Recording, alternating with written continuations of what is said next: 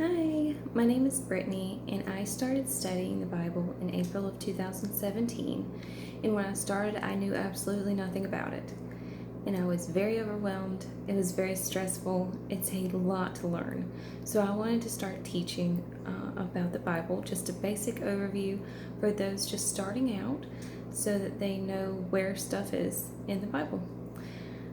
Let's see. So last week we finished up with Jesus, and this week we're going to start Acts. I do have a migraine, so if I'm slurring my words, that's why. And just trying to power through it for this week's lesson. So let's do Acts 1 through 9. So Acts is the next book in the Bible after the four Gospels. It's basically the telling of the apostles, where they went, what they did. And it starts with Jesus being back with them after he's killed and risen, and then now he's back to earth, and he stays 40 days. And then he goes back to heaven. And so after this, all the apostles, Mary Magdalene, Mary Mother of Jesus, they all stay close-knit. They're like a family now. So they were sitting down at Pentecost, eating dinner together, and the Holy Spirit suddenly comes on them. And this is something that Jesus promised would happen. He prepared them for. And if you don't understand the Holy Spirit, it's almost like this invisible power and energy that just kind of swoops through you. And it's kind of responsible for giving you the gifts of the Holy Spirit, right? So like healers, leaders, there's so many tongues, interpretation, prophecy, that kind of thing.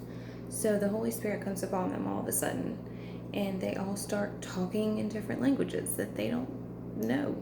So because of this, they are able to spread the word of Jesus to many other people who speak these languages that they wouldn't have been able to spread it to before, right? And they spread it to thousands. And some of them were able to heal others. And this, of course, made those high priests very angry, because it's like Jesus was back, right? Jesus is still getting all this praise and worship and followers even after they've killed him. It also proved that he was the Messiah, and they killed an innocent man. So they were going to get an uproar from that. So the high priest kept trying to arrest the apostles, and but every time one of the Lord's angels would come and release them out of jail, which I find the imagery of that in my head is hilarious. They keep putting them in jail, and then all of a sudden somehow they get out. And you can find that in chapter 4 and 12. They tried to keep them from speaking the word of Jesus, but of course that didn't work either. And the apostles would be beaten and flogged and even killed for preaching the word of Jesus.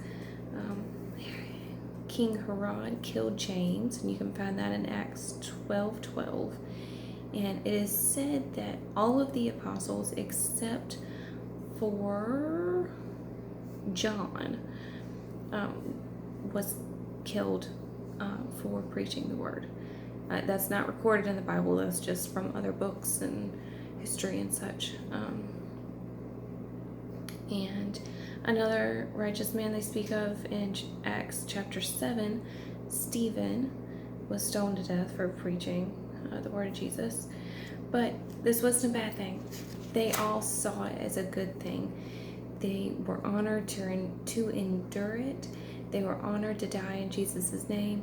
They would take whatever beating, arresting, killing, whatever for Jesus. And then after all their teaching and everything were done, they kind of scattered to teach elsewhere, in different places, different lands.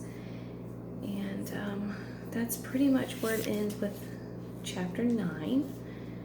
And then next week is we get to one of my favorite people of the Bible, Saul of Tarsus. And he was an amazing man. I spent months studying Saul.